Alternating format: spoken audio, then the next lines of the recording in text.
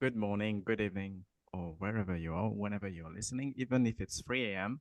Welcome to the 52nd. And this is officially our 1 year anniversary. And today we are celebrating 1 year, like 52 weeks that we have been consistently posting every single week. So, welcome to this 1 year.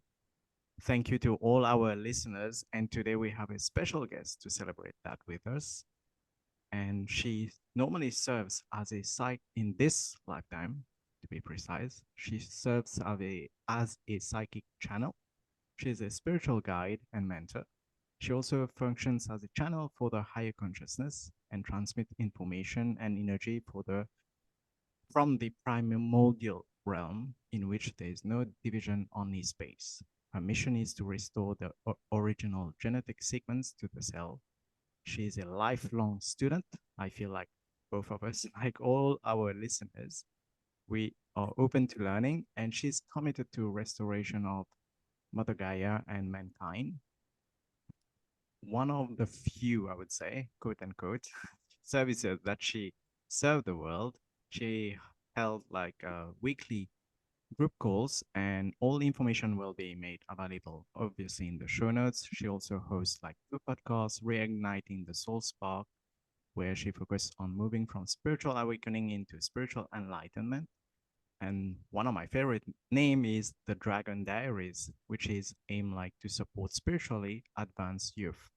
They are all available on YouTube, Spotify, and Apple Podcasts. She also served the world through the LifeFX Living Water Droplets, which is her offering to assist mankind and Mother Gaia in cleansing and reawakening the waters. And obviously, we'll put more information. And just 1 month ago, she released a book. By the time of this recording, she released a book called The Heart Portals, and it's awakening God within to navigate beyond great divide into new earth. So we can't wait to chat with her. Her name is Zhara, and based on her amazing bio, I don't think we can share more about us, or we just can briefly say that we're both messengers, channels, like opening doors to people and welcoming guests like Zhara. So welcome Zhara on our divine couch, virtual couch. And please, if you can expand more on your on the bio, I feel that you can say more, because based on our initial conversation that we had, we could just spend hours listening. So if you want to elaborate a bit more about your what you do and how you serve the world, thank you. Thank you so much, Deva and Tina, for having me here. It's really an honor and a pleasure. And I don't know exactly where to begin. I think I'll begin with growing up as a youth, because I think it relates so much to each one of us. We come here and we feel displaced. And we feel that we're not a part of something greater because our memories have been removed. And our memories are where it all begins, when we start to reclaim who we are as a force of God and a force of nature here on the earth plane. And that's when we begin to start to wake up and to really see the truth of this incredible existence in all its forms. And so I did that. I navigated youth from the human perspective, feeling completely unaligned with anything that I was seeing, but doing such a good job of fitting in. Just that was the only thing that I cared about in my life, was how can I fit in? How can I look the part, act the part, be the part that doesn't get judged and doesn't get criticized and doesn't align with anything that's abnormal. And so I've lived my entire life up until about, I'd say about 30, of walking that walk and walking that talk. And then at around 30 is when it all started to begin.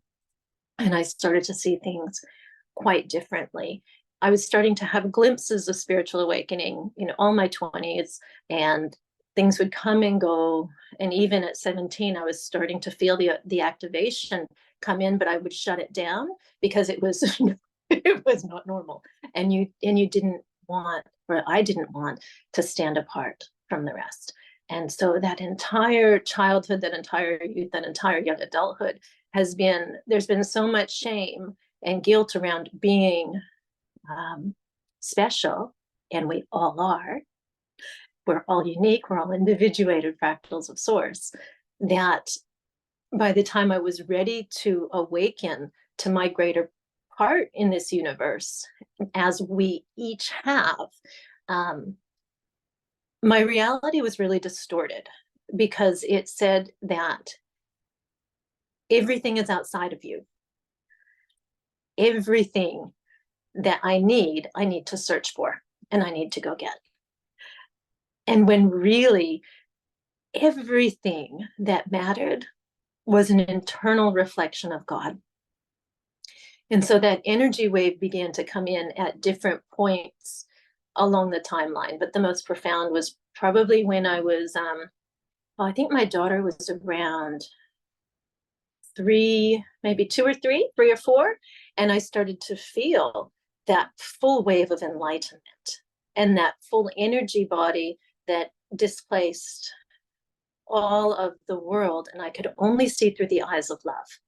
It was walking around just seeing love channeled in different forms everywhere.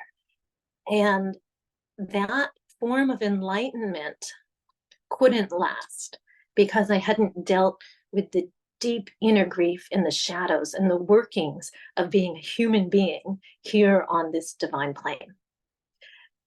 And so I think that's one form of energy that we can displace, is that true source of love that we are. And so I was able to live that and walk that for quite a long time, actually.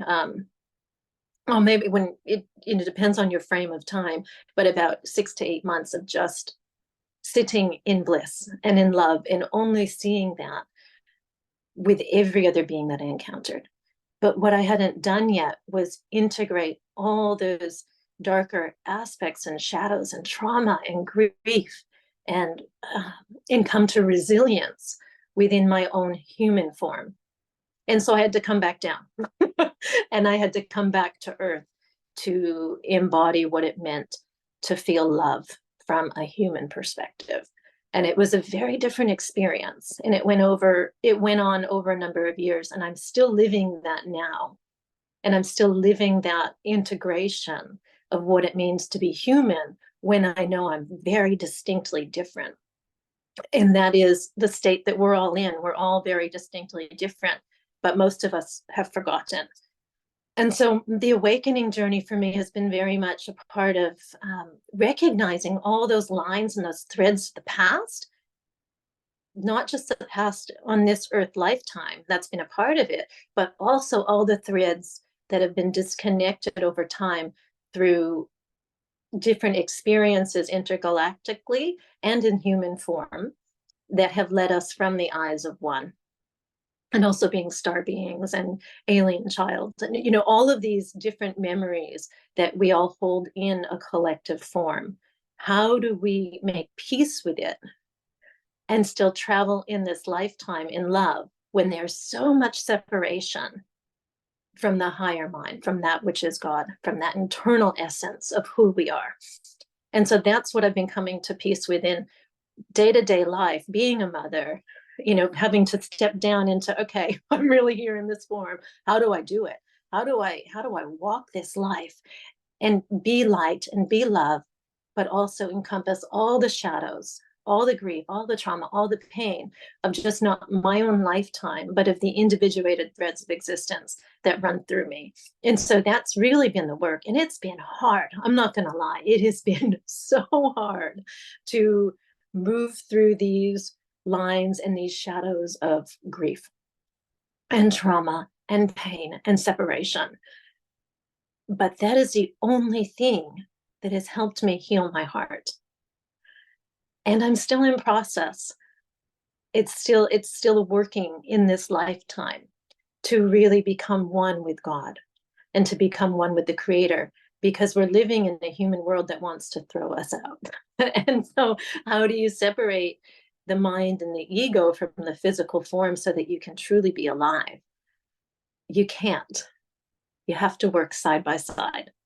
And that's been this place of acceptance and real remembrance of the soul and why it's come to be here in this lifetime. It wants to feel alive. It wants to feel love. It wants to feel shame. It wants to feel grief and regret and all of the pain and the anguish of what we may consider mistakes, when really they're not. They're growth cycles. It's evolutionary process.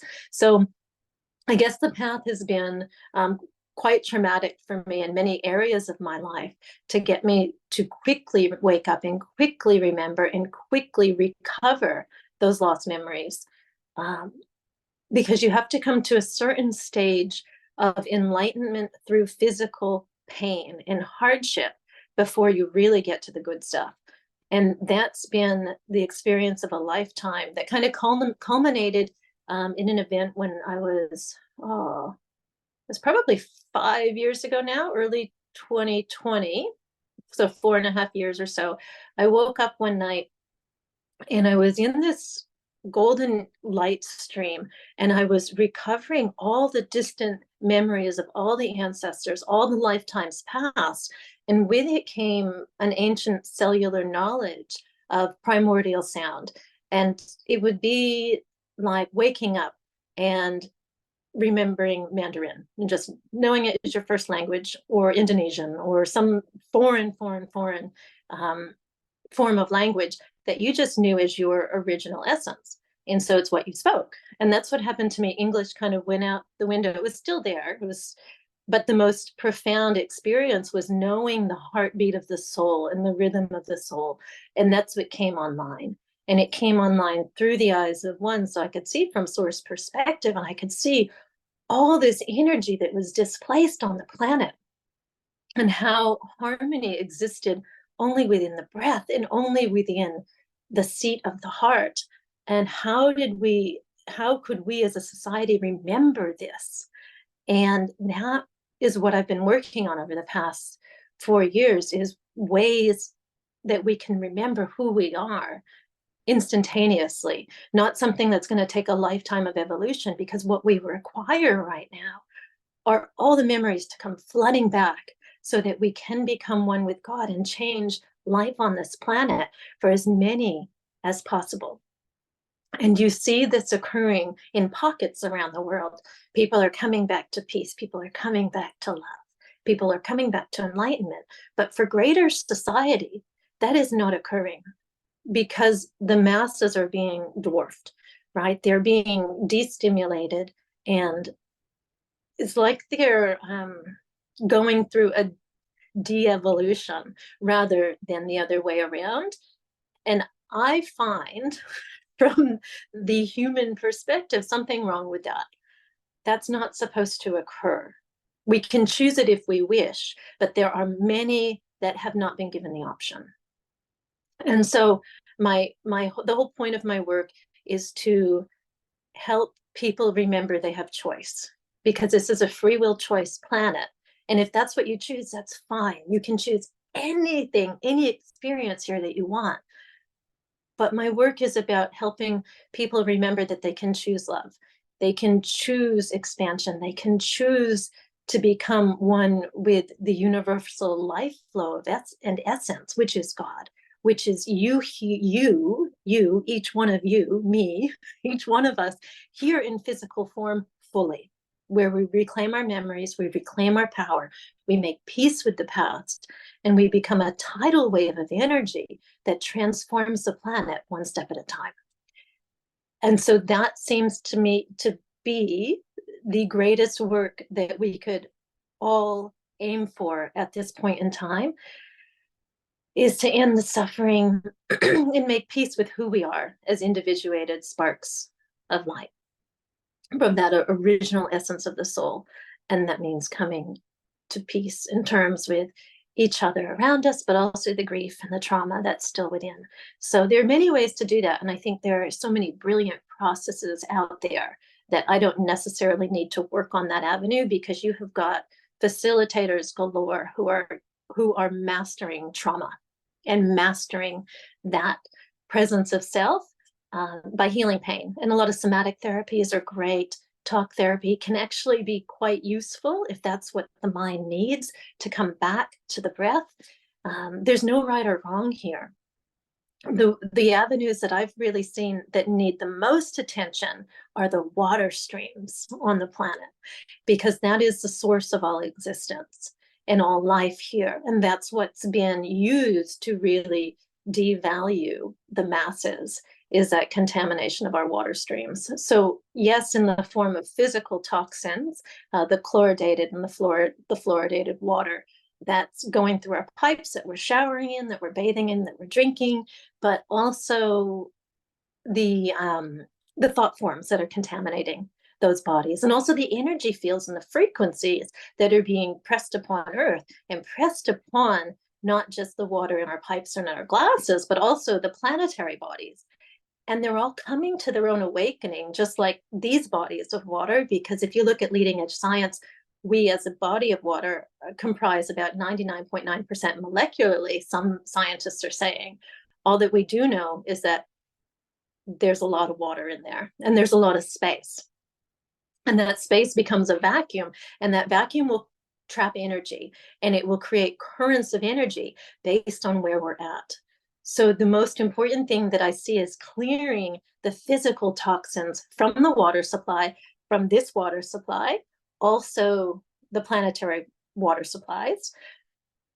And you can do it just with the breath. You don't need anything extra special. You can do it with your mind. You can do it with your intent.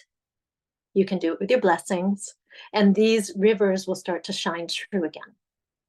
I make a physical product that helps that process. It's scientifically shown to decontaminate water from fluoride, heavy metals, pharmaceuticals, lead, agricultural and industrial chemicals. And it can be used just in your drinking water, in your baths and swimming pools, all the way up to treating wastewater and helping agriculture and aquaculture thrive.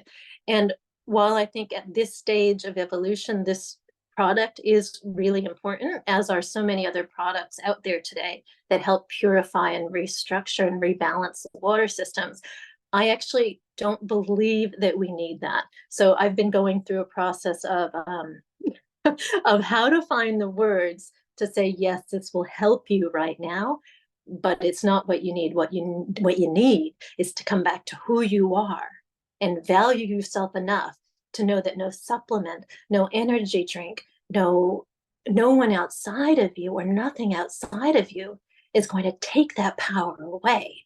That power rests within the individuated cellular flame of each of our bodies. And that flame, when it's fully alive, when it's fully awakened, that's what transforms the world, nothing else. It's that energy source that you bring through your breath and through your heart and through your electromagnetic essence and your electromagnetic field. That is what will carry your intent and your blessing to people and planet. And that's what you want to magnify. That's what you want to make strong. And so we're doing that. We're each doing that in our form of meditation, in our form of presence, in our form of healing. But we actually need the cellular juice. And that is a clean water system that has been restructured and remineralized. That's what's going to give us that cellular energy. And there are many other forms and there are many other ways, even just with the intent. But LifeFX Living Water Droplets, that's a fast track. It's just a fast track to spiritual ascent and also healing and cleaning the physical body. So we've seen quite a lot of people have different results. Some are just feeling the hydration impact of that. Some are feeling quite overstimulated in the lungs and in the breath. They actually want to release more energy. And that's a great thing, because then you're coming back into balance. So it's starting to push out the fields and the frequencies that no longer align with that divinity that you are. And some are having, kind of different healing, because all that was wrong is that they weren't hydrated. they missed the minerals, they missed the hydration. If that's where they were out of balance, that can recenter the cell. And others are having more heart awakenings and spiritual awakenings because I'm programming it with primordial sound. So I'm using this form of light language to enhance the tone of the water and to restore memories as it goes through the cell. And that's my conscious intent and physical sound that's going in there for that manifestation. It doesn't hit everyone the same way. And it may not hit you at all. It's going to be where your soul's evolution is at this particular point in time. And so I've had people call me and just say, I just know I need this. And that was my first insight into what was really going on about 4 years ago. Is this woman just called and she said, I know I just need this right now. And she didn't want to use plastic. And at that point in time, all I had were plastic bottles. And she said, can you just use a recycled one, use something?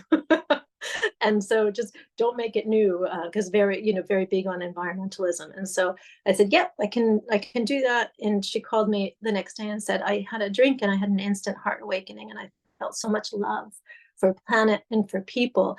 And she said she just cried for hours because it was so beautiful. But that's where her soul was at. Her soul just needed something to kick her over the line.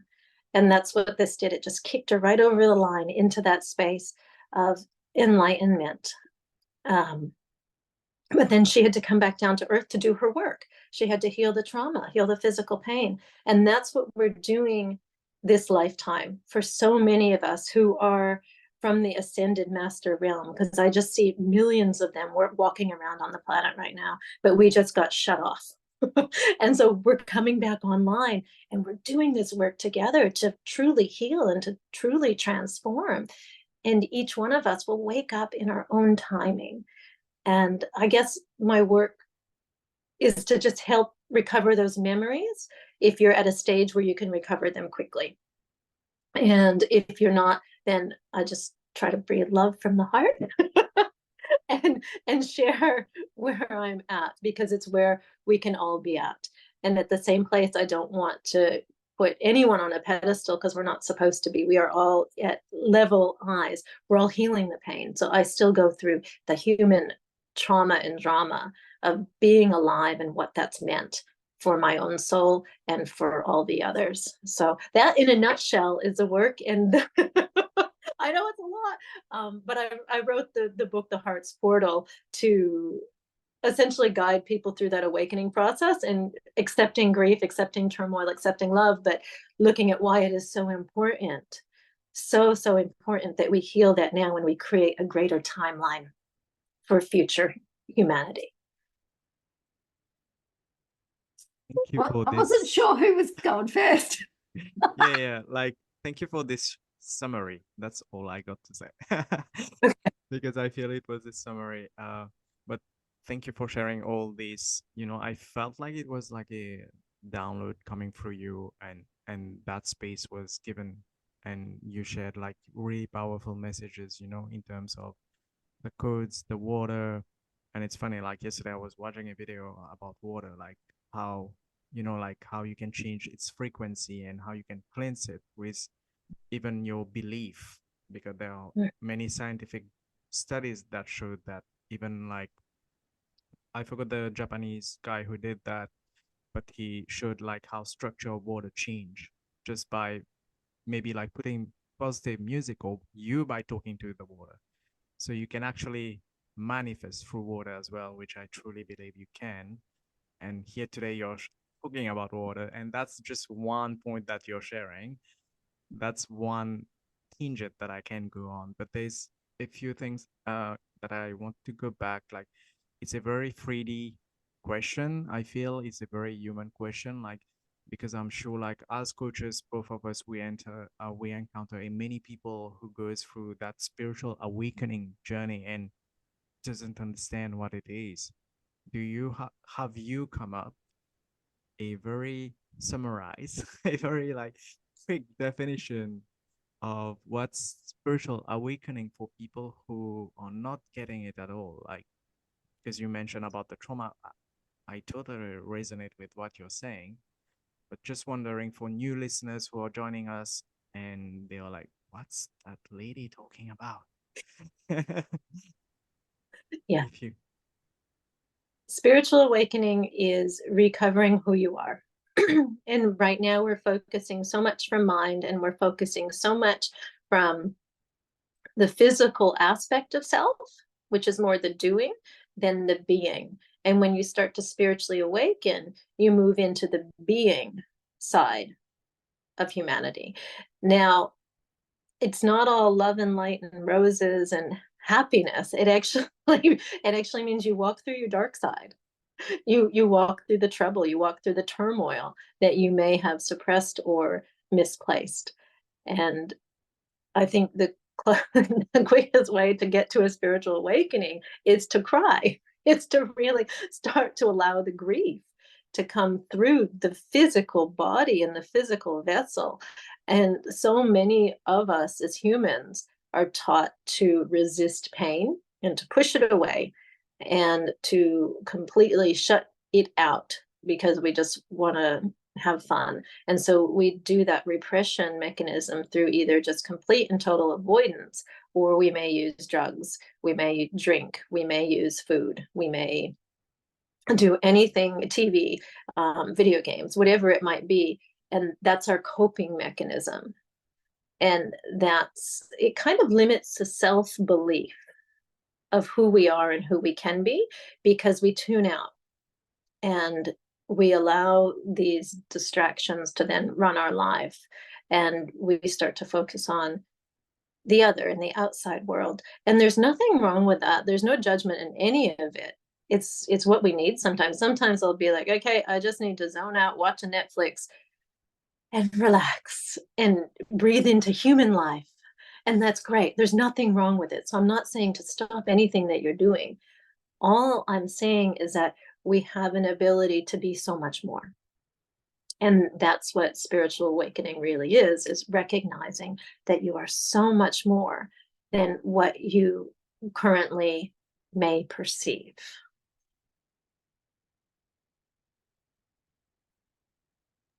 Sorry, I'm having these conversations with my 19-year-old son at the moment about the simplest form of awakening and being in gratitude.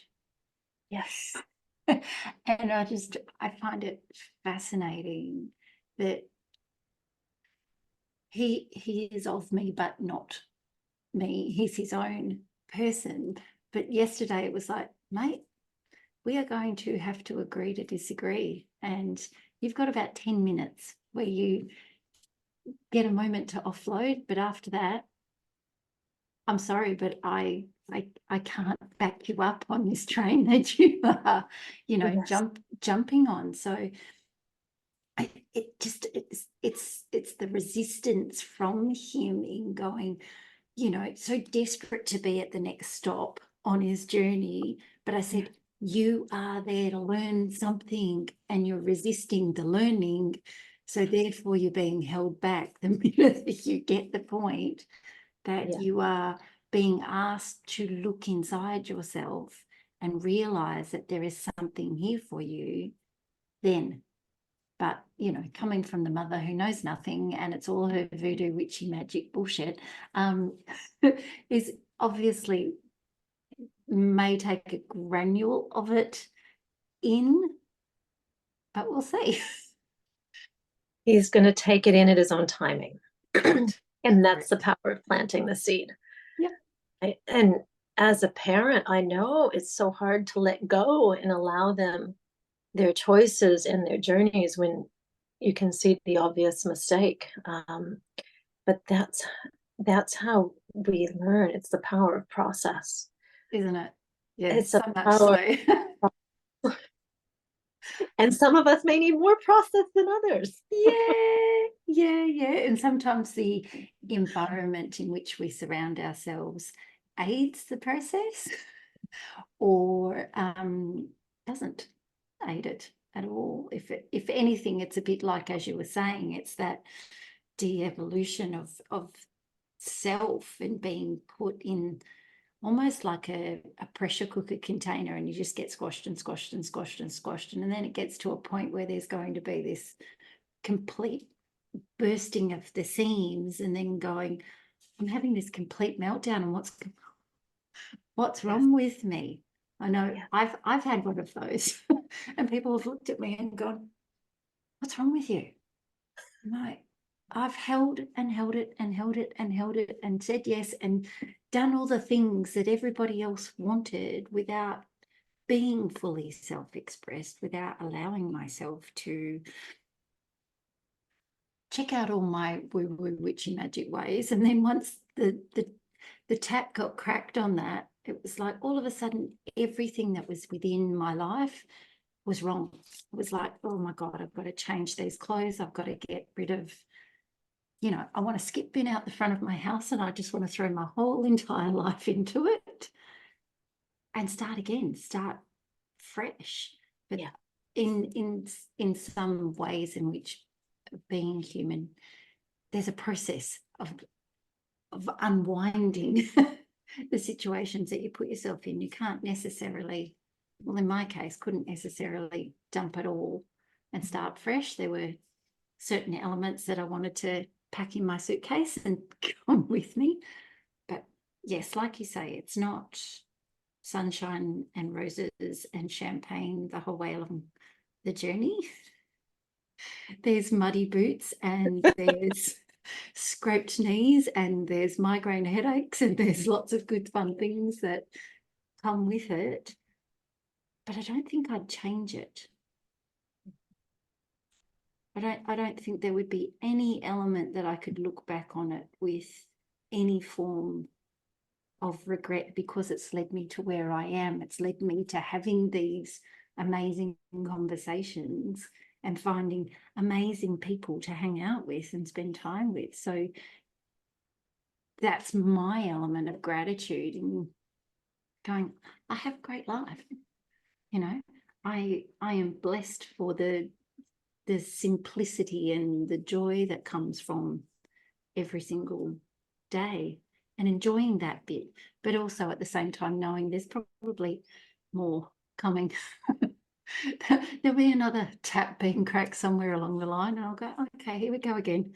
We're on the downhill slide to rising up the other side. So it's fun, but it's great meeting people like yourself that you go, oh, I know there's something in that for me as well. So it's not like only our listeners get the tap on the back of the head going, there's something there for you. It's like, oh, yeah, I might want to know more about that. The water bit is really important and has always been really important for me. So I understand that bit. It's beautiful to hear you say that, Tina, and it reminds me in this moment to really press on that power of appreciation and the gratitude in all the blessings, in all the mess, right? And that's why you probably call your podcast Divine Mess, because it is so important to acknowledge how blessed and how special and how appreciative that we should be of every moment, not just the good times. And that's what really does actually set the soul free, is when we can appreciate what we've learned and appreciate the trauma and the drama just as much as we appreciate the happy bit. It can be hard to do because it's sometimes not fun, but at some point you can get to a stage where you can see how fun it has been, and it may not be in the moment, and that's okay too. And that's completely okay too. It just requires big girl panties sometimes. It certainly does. And just if keep you don't have marching forward. yeah. I'll let you pipe in, my good friend. No, it's good fun. Like it's good. Like Tina is sharing her way, like how she awakened, like how she views the spiritual awakening, how it was for. I know her journey briefly, right? Just briefly over the year. You've seen the ugliness, mate, so it's okay. I do understand where she's coming from as well. But for people like, like I like to call that the Netflix special, who are going like through their Netflix special, like the dramas, and they can't see, because we all know here, like there's that peace and calm that it's going to be okay. What about someone who is like navigating through that stormy waters and it's like, you know, I don't think it's going to be okay. What do you have something to share with them? Help someone else, because that is the greatest way to come back to peace within yourself. That's what I've found. If I've ever gotten off balance in a way where I see, okay, I'm in trouble here, you know, and for me in my life, that showed up financially. That's the big one for it, for me as a human being who doesn't value money in the typical way that most people do. It hasn't been a priority in my life.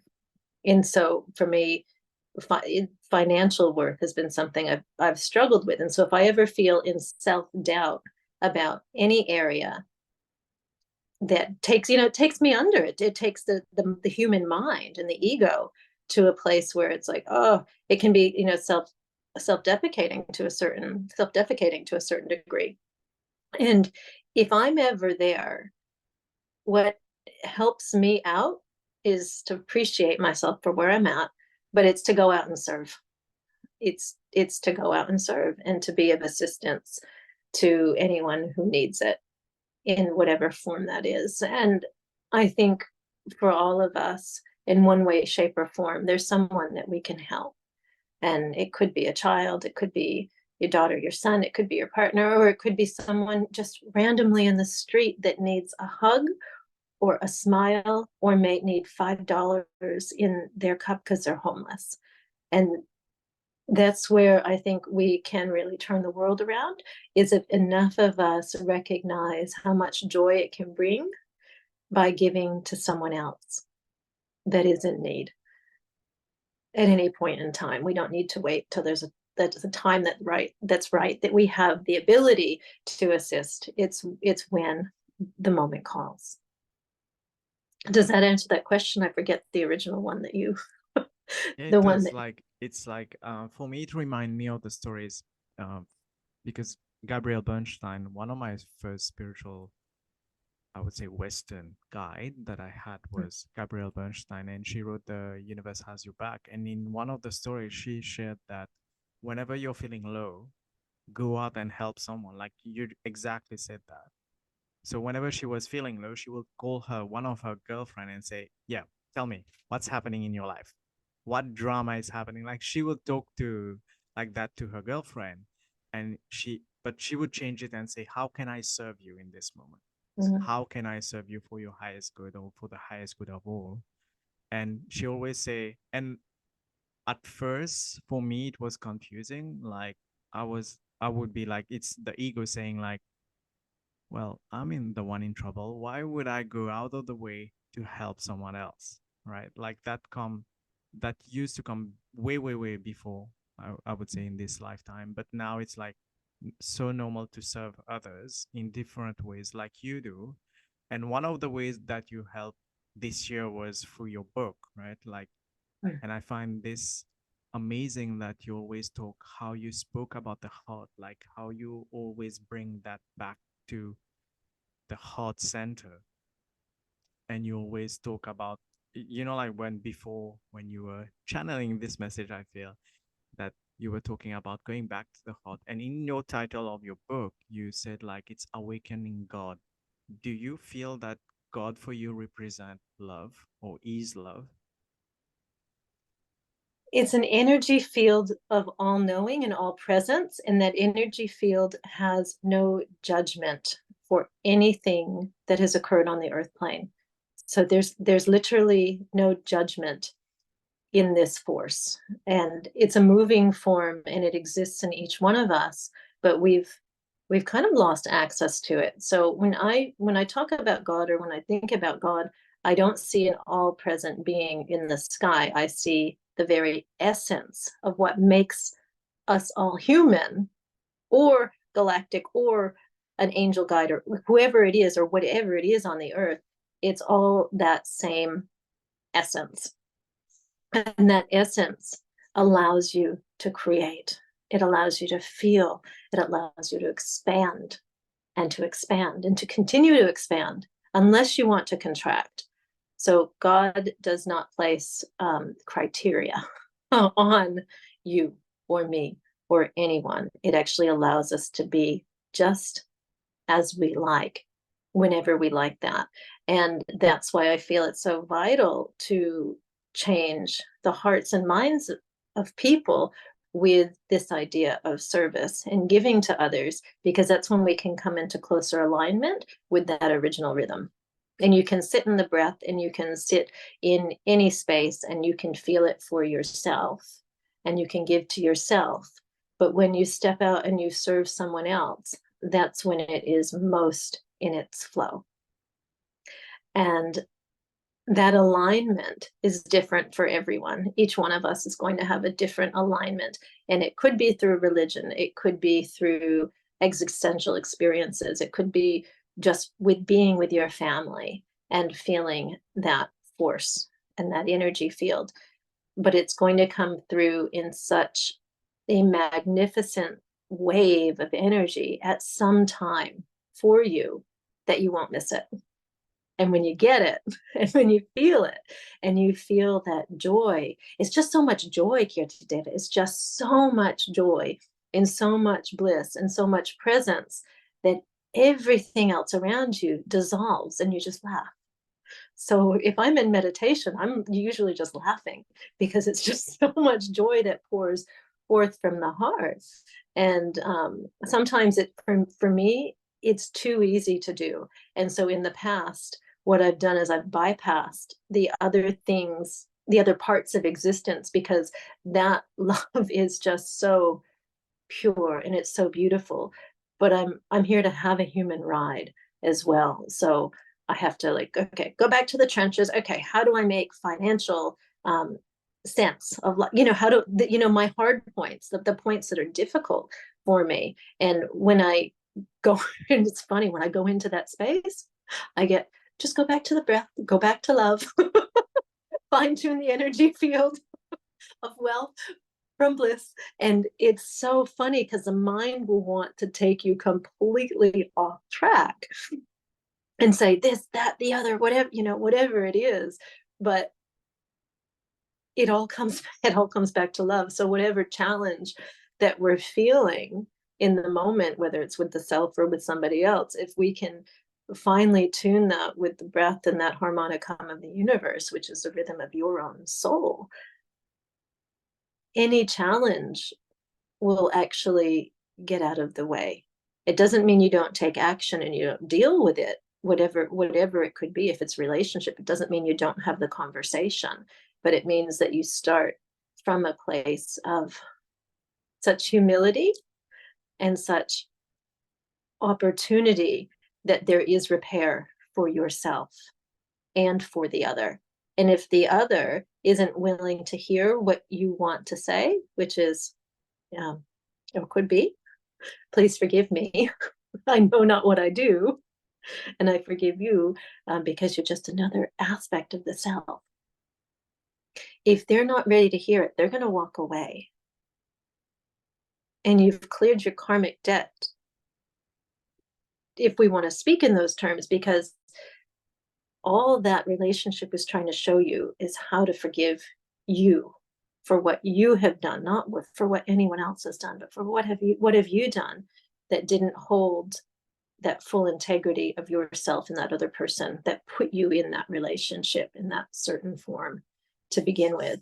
And that's how I really see we heal the heart, is by loving each other so much that we say, I'm willing to forgive myself, I'm willing to forgive you. It's kind of a byproduct of that, but it's the self forgiveness that's going to change our relationship with each other and the world.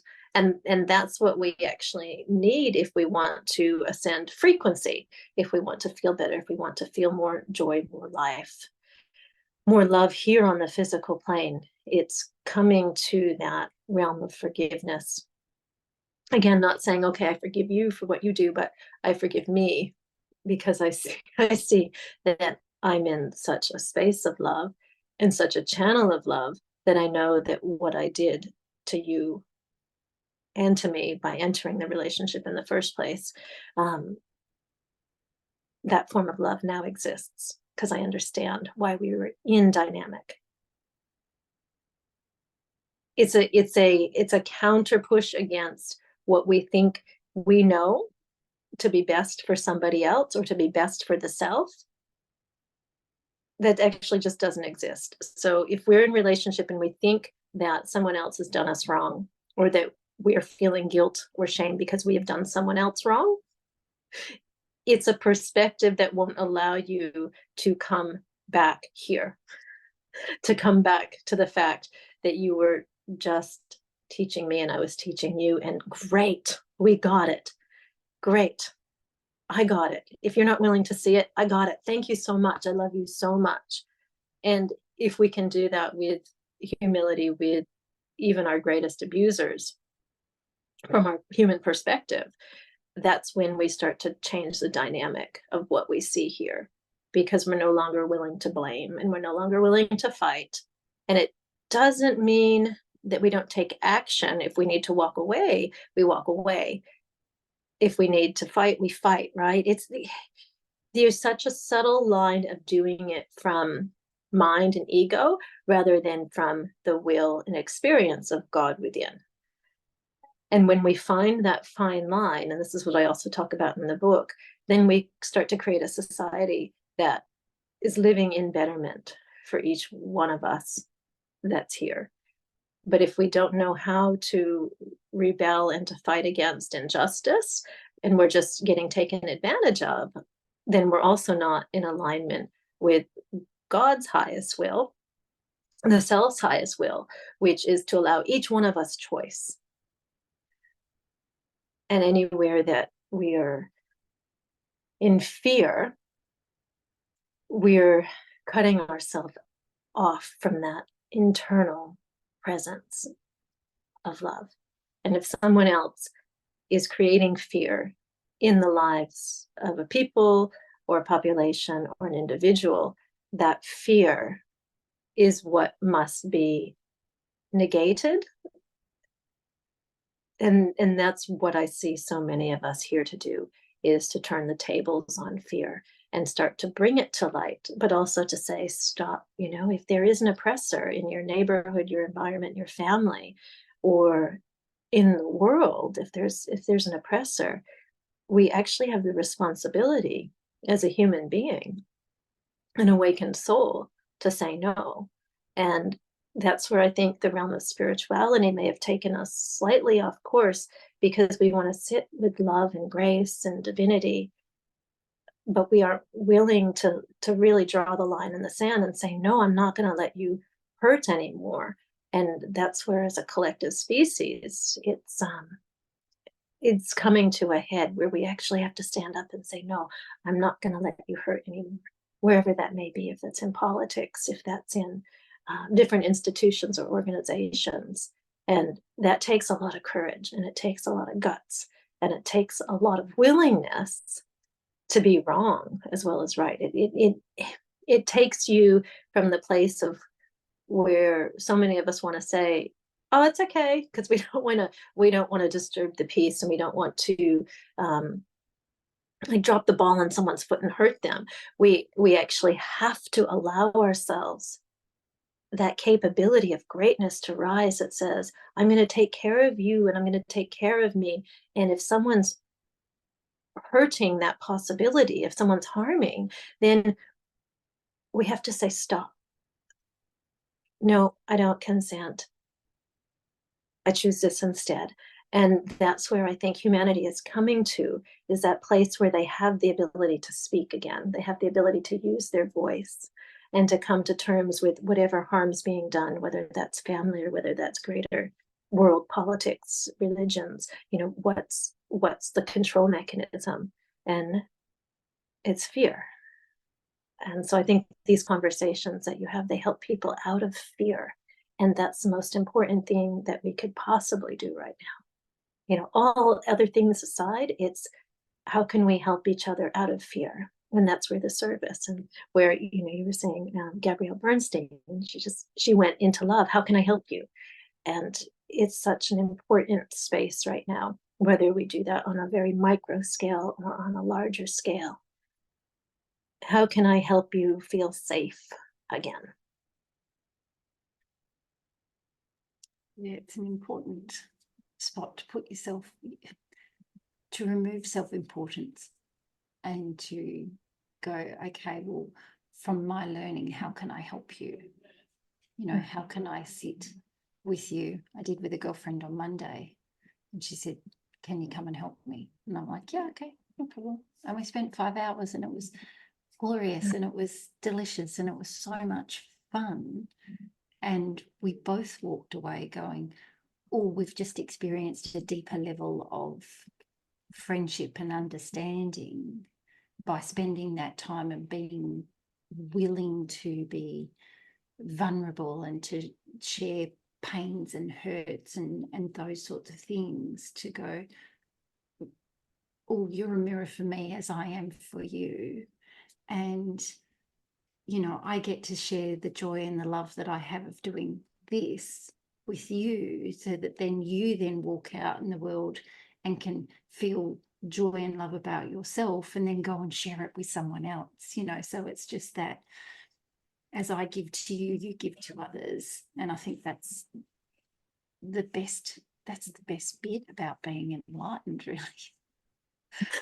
It's a ripple effect, isn't it? Yeah. For me, it's just the nicest part too. And, you know, allowing a space where people feel comfortable enough to truly be the most honest version of themselves at that point in time. And, you know, it's a privilege to be allowed to be in that space where someone goes, this is all the this is all the yuck, this is all the hurt, this is all the good and the bad and the ugly.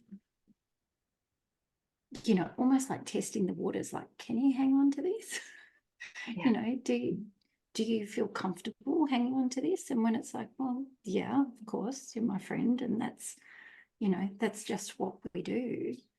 And then it was, you could see the shoulders go, you know, like, oh, you know, I'm comfortable and I'm safe. And now let's get on and have the good fun stuff, you know. Like, once the download happened, then the rest of the day was just bliss and joy for both of us to be in one another's space. So, like you said, you know, if you're having a crappy day, turn around and go, how can I help someone else? You know, how can I feel better about myself? I think that's probably one of the, out of all of the glorious information that you've shared with us today, I think that's the best takeaway for me, is that how can we be of service to someone else? Yeah. And make their load a little lighter.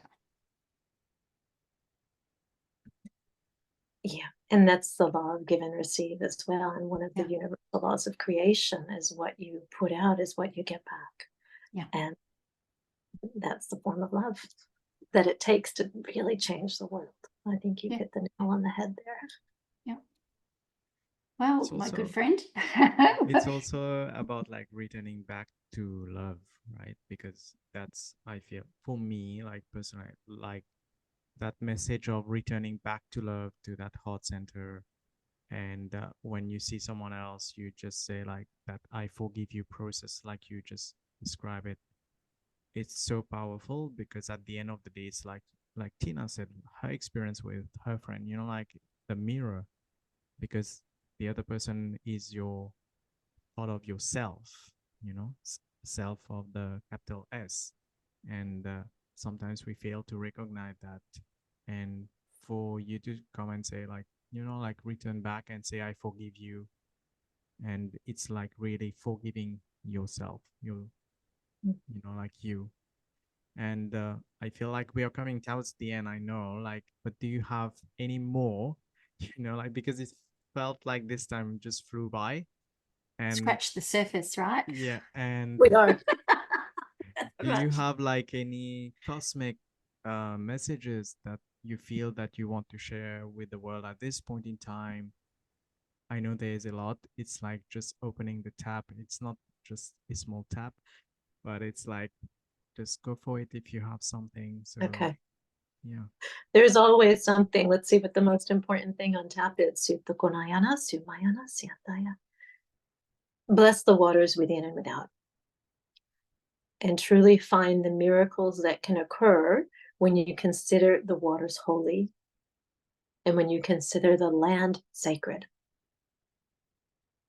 When you bless your bathtub, when you bless your sink, when you bless the vessel that contains the most essential ingredient of life, you begin to elevate frequency instantaneously.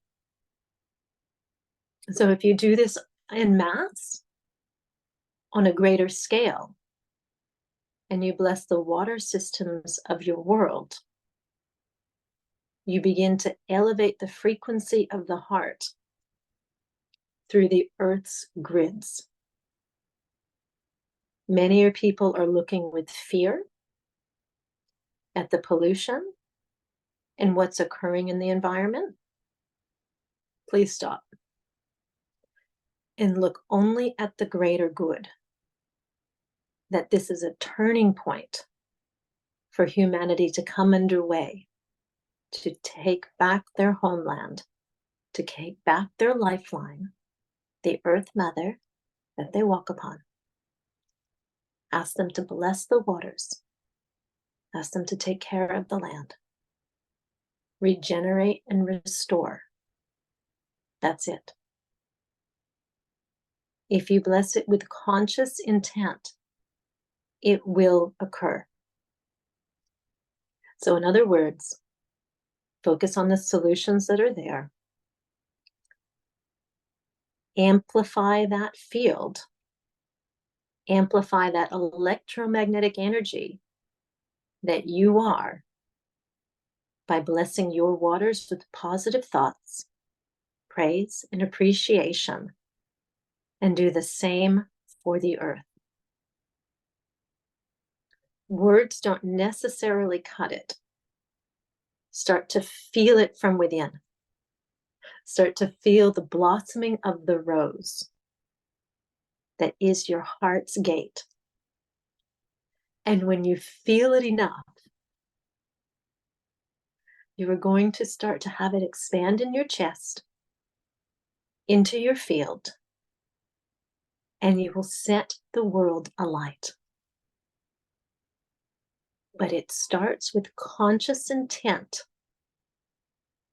of caring for your water streams, all of those that are in existence. Sunayana, kumayana, siata, siataya. And so I take that to mean, from the very human perspective, do everything that we can to restore the human DNA, because that's also what gives birth to life. And that is through the water streams of the planet and through the water streams that you ingest. And again, you can do this with your conscious love and attention to any of it. When you go to the stream, the river, the ocean, the lakes, wherever you are, thank you. Thank you for giving me life. Thank you. Thank you for giving me life. And that's going to start to turn the frequency on the planet around. So when we look from fear at what's being done with the pollution, and give that a negative, we give it a negative energy spin.